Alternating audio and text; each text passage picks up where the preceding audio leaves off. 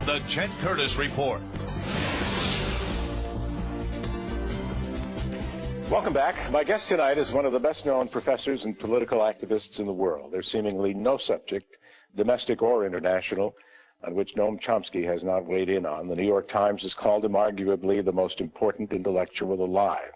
Make no mistake about it, he is opinionated, but as it has been said, opinions are what make people so interesting.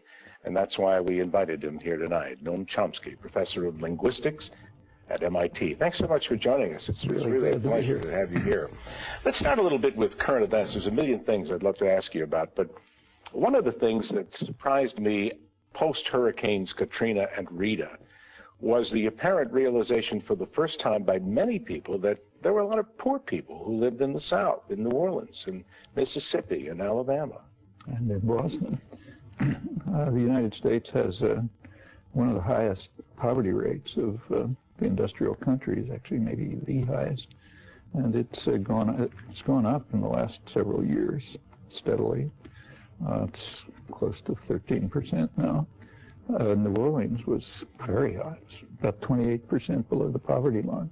And the poverty line is a very arbitrary measure. It was actually set up in the 1960s, and by now it's almost meaningless with the changes in purchasing needs and power. Yeah, what's the blame for it? Is it the media, or is it just the notion that you want to ignore bad news? Or well, I mean, it's easy to ignore bad news, but the blame for it is pretty well understood. I mean, you take a look at the latest UN Human Development Report, just came out a couple of months ago. They review the situation in the United States and in other countries, in England, and point out that social policy in the United States has kept poverty unusually high. Then they look at England, and it's very striking. In England, during the Thatcher years, child poverty started to go way up, and it kind of leveled off. In the last few years, it's been going down, and the reason simply is a change in social policy, directing more funds to the needs of the poor, and child poverty has indeed declined. England was as bad as the United States or worse. Now it's improved. These are questions of choice of social policy. But we've spent billions of dollars on poverty in this country. No, we haven't. Where does that money go? There isn't that much of it, and it hasn't been. We do not spend that kind of money on poverty. Our social benefits programs, by comparison with other industrial countries, are quite poor. And in fact, if the United States has just been through an unusual, I think, unique period of American economic history, and we've been through about a 25-year period or more, in which for the majority of the population, real wages have stagnated or declined. People are maintaining family incomes only by increasing workloads well beyond other industrial countries by now, and benefits have also declined. Well, you know, that has its effects. It has its effects on all sorts of things. Just name them. Poverty is just a measure of one of them. Yeah, I've heard you in speeches and read some interviews where in your criticism of the United States, particularly our foreign policy, things that have happened over the years, you say, you know, should be front page news, should be on the television, newscasts every day, every evening, and yet they're not. I mean, I don't understand why you think that is. Is it some conspiracy on the part of the news organizations? It's not a conspiracy. I mean, I've written a lot about this, but one thing that I've pointed out is that the media aren't that different from the general intellectual culture, scholarship, journals. So why don't they emphasize Because they reflect the interests they reflect a fairly narrow sector of elite interests. I mean, why does every newspaper, say, have a business section and no newspaper have a labor section? I mean, it's a lot more people who are workers than who are corporate executives. I mean, the entire system is oriented towards the needs and concerns of sectors that, in fact, amass wealth and power. It's an unfortunate situation, but it's not obscure. I mean, take the media. What are they, after all? overwhelmingly, the media are major corporations, parts of even bigger conglomerates linked to, linked to one another, closely linked to government. The people who make it into the media came through the same kind of education you and I did. It's an education which trains you to be part of the kind of managerial class, whether it's ideological management, which is kind of what teaching in media are, or economic management or political management. And it's a small group which happens to have overwhelming influence. It's a real serious weakness of American society. In fact, there's a name for it. It's called democratic deficit. Democratic deficit means a system in which formal democratic institutions exist, but they function only in a very limited way. And we see that very clearly. So here's something that should have been reported in the front pages, and as far as I could tell, was never reported anywhere. The federal budget came out a couple of months ago, February. Shortly after it, a major study was carried out of people's attitudes toward the federal budget. They were diametrically opposed to the budget in just about every respect. I could go through the details, but the basic point is that where the budget spending was increased, the majority of the population wanted it decreased. Where it was being decreased, the large majority wanted it increased. Now, I don't think that was reported in a single newspaper in the country. It's a democratic society. That's very important. So what do we do about that? I mean, no private citizen is going to wade through, thousands of pages. I had to find this. You have to do an individual research project to find these things out.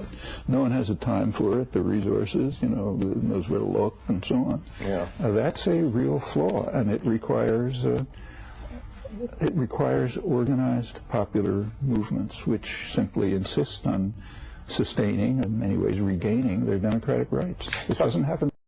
Talk politics a little bit. Were you surprised George Bush was reelected in 2004? Well, not really. The election was kind of like flipping a coin.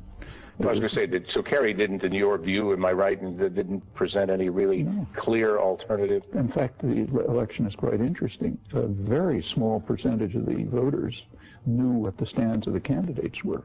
It was around 10%. Were aware of the stands of the candidates. And some of them were hopelessly deluded. For example, a majority of Bush voters thought that he was in favor of the Kyoto protocols because they were in favor of it. And it's that way across the board. And so the Kerry voters were slightly more aware of his policies, but not much.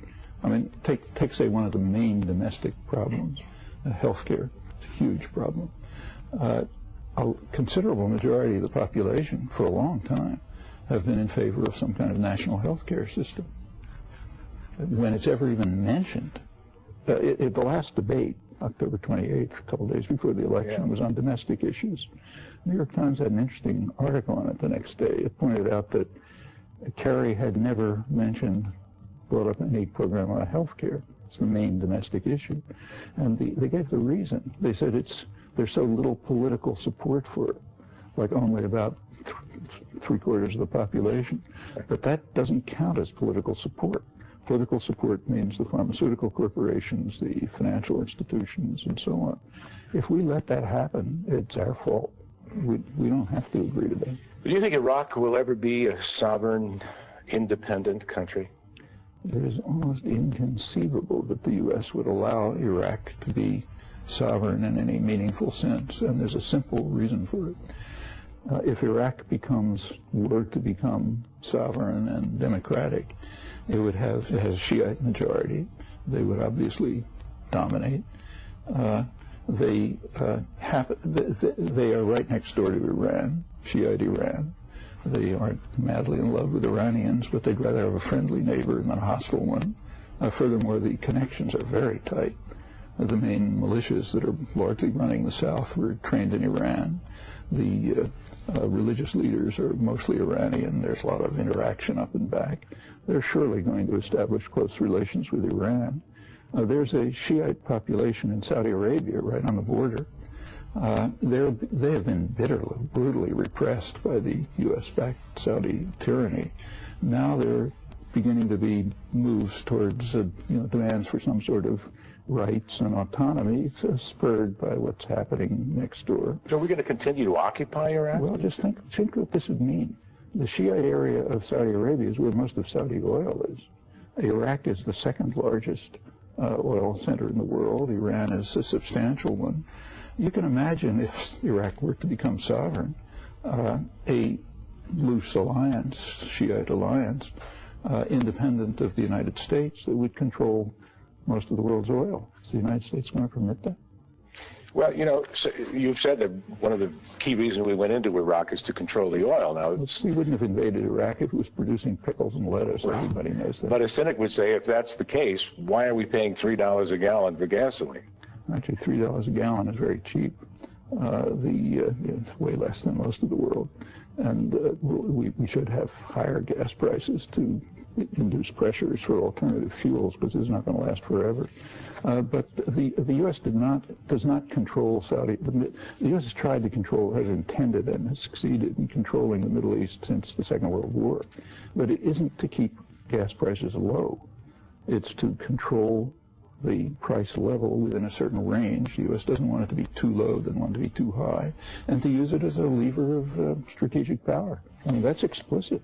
So, for example, when the U.S. invaded Iraq, one of the more astute of the foreign policy class, this is Zbigniew Brzezinski, pointed out correctly that he was not particularly in favor of the war, but he said that controlling Iraq will give the United States what he called critical leverage over our major rivals, Europe and Asian economies. And that's true. If you have your hand on the spigot, you have strategic power.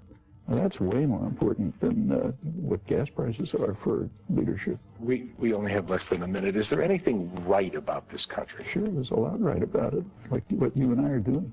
I mean, in many respects, this is the most free country in the world. Like, for example, freedom of speech, which is just critical value, is protected in the United States more than anywhere in the world that I know of.